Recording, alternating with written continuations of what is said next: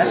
তো জাতির শহীদ বীর সূর্য সন্তানদেরকে শ্রদ্ধা জানানোর জন্যই কিন্তু আমি এই যে ফুল নিয়ে চলে আসছি শহীদ বেদিতে আজকে, বিশেষ করে এই সুন্দর দিনে।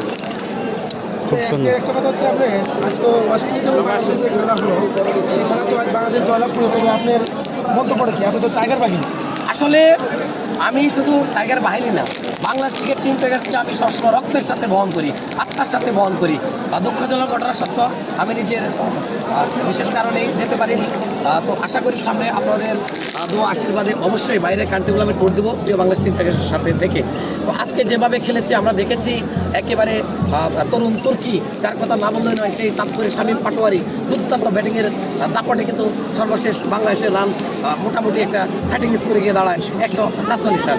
এর পাশাপাশি যে ক্রিজে আসছিলেন ওপেনিং করার জন্য সৌম্য সরকার, ওই সরকার কিন্তু যেভাবে একের পর এক প্রতিপক্ষ ওয়েস্টের শক্তিশালী বলারদের কিন্তু চাষ করে ব্যক্তিগতভাবে তিনি 43 রান সংগ্রহ করেছেন এবং দলের জন্য বিশাল ভূমিকা কিন্তু তিনি এখানে তার অবদান রেখেছেন।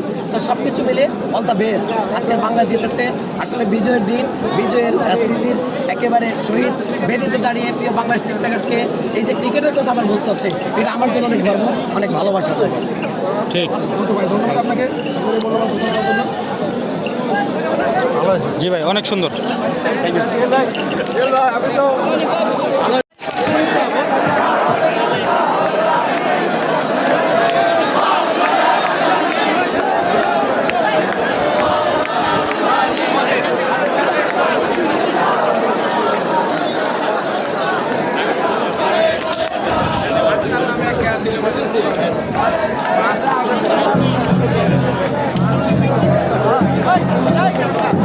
সবাই নিল আরে আল্লাহ, আমার ক্যামেরা ওখানে, আমাদের যে 3টা ক্যামেরা হেল্পফুল না, এখানে আমি বলবো